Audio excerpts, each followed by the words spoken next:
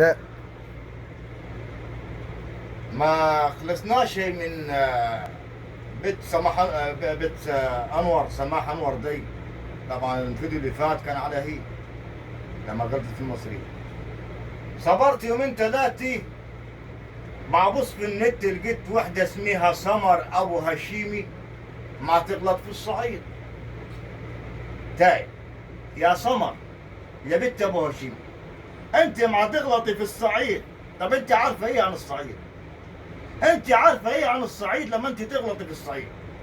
ده الصعيد، اولا الصعيد قبائل ومعروفه الناس مين ومين قبيله مين ومين عيله مين.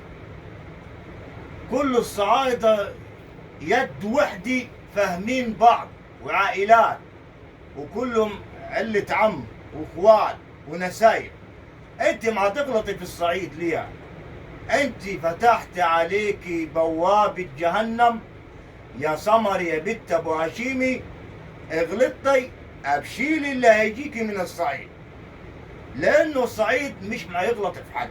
راجل الصعيدي ماشي في حاله وبياكل لقمته بعرق جبينه وماشي بما يرضي الله وكتابه ورسوله.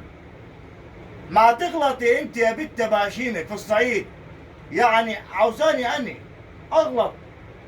انت ما تسويش، انت بالنسبه لي جزمه قديمه. انت تسويش غير جزمه قديمه اخري او اخرك كنبه مركونه على جنب. تغلطي في الصعيد، انت تعرف ايه عن الصعيد؟